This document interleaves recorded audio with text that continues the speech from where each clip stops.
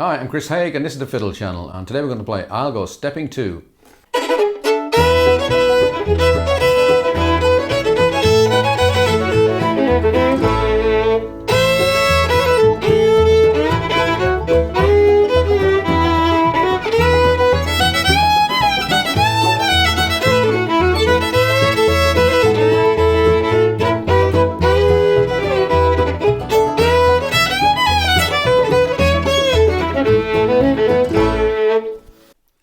I'll Go Stepping 2 is a request for Sheila, one of my supporters on Patreon.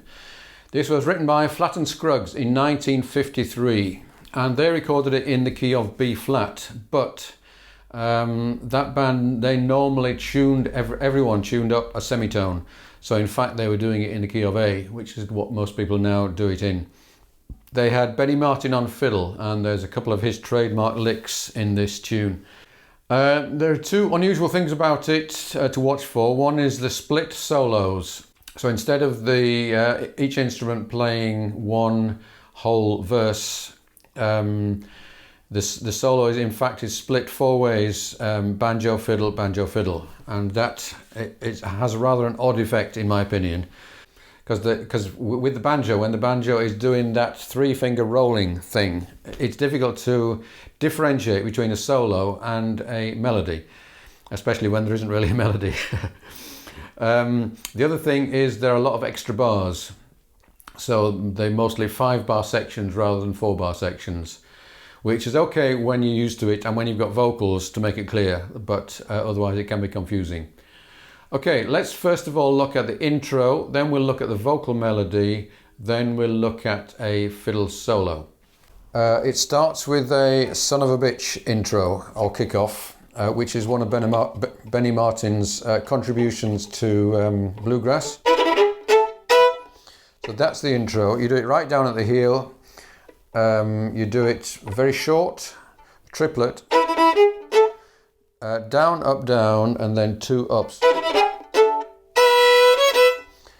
And then from this point, we're going to use the fiddle capo. And I did a video about this explaining what it's about. You put your first finger on the E and the B. And we're going to leave that on for, I think, 3 bars.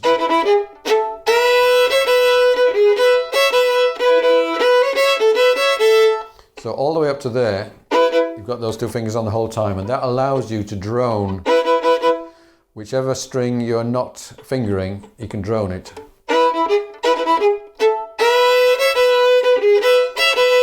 And we're also using the E drone. So when you're fingering the D string, you're also playing the A string. And when you're fingering the E string, you're also fingering the A string.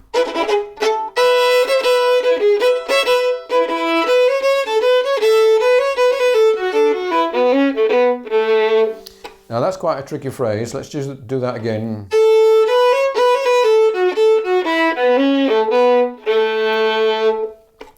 And we have the added complication that one of Benny Martin's things is he does a lot of parallel fifths. So there, that is all one finger, 2 notes. So if you just think of the lower note, but you have your finger and bow angled such that you've got your first finger now on the A and E strings,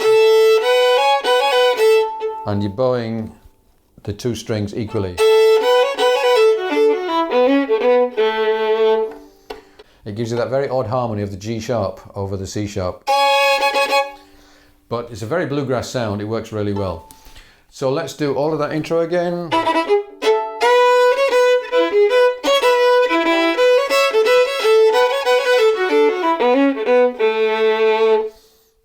Now the verse, first of all we'll do just the vocal melody. 1, 2, 3, 4.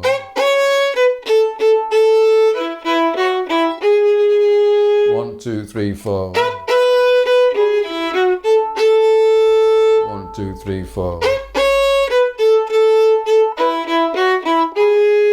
1, 2, 3, 4. 2, 3, 4. So where I was counting at the end, that is the extra bars, where you can either stay silent or you can do some kind of fill. So So if you were playing just that melody, then open string drones and the fiddle capo are going to be very useful.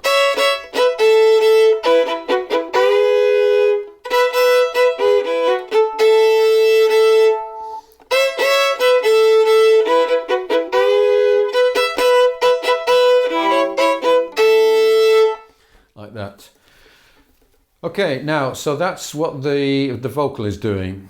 When it comes to the first break, the banjo is going to play something for the first 4 bars, and then the fiddle goes.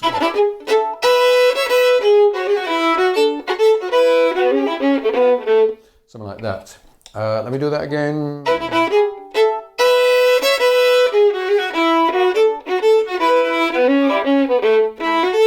So it's pretty similar to the intro, and you could probably actually play exactly the same as the intro.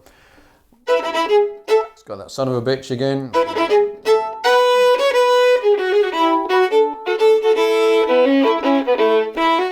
Then the banjo again.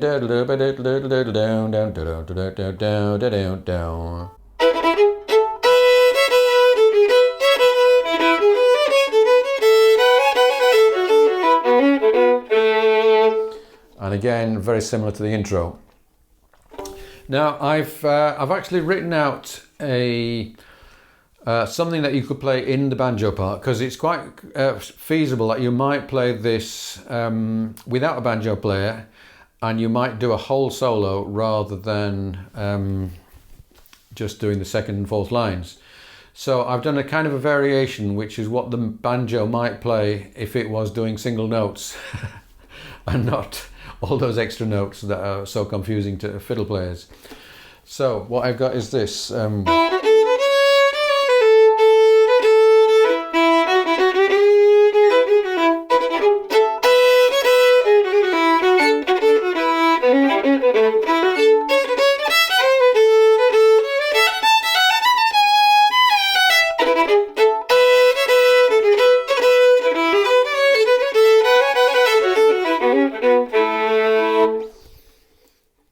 So that is the banjo solo and the fiddle solo rolled into one, which might or might not be useful. But I think I would always start those 2 lines with the kickoff, because that is the most memorable and recognizable thing in the solo. We've also got a little tag at the end.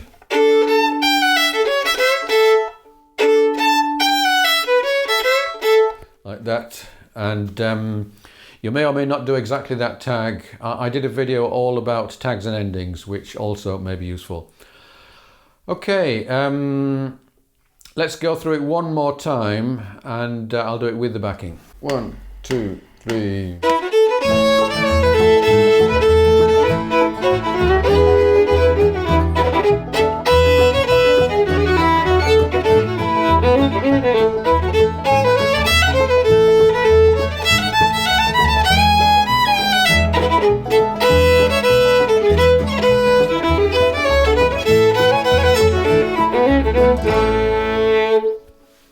If you'd like a copy of the sheet music for this, then do subscribe to the channel and send me an email. I will send you that PDF.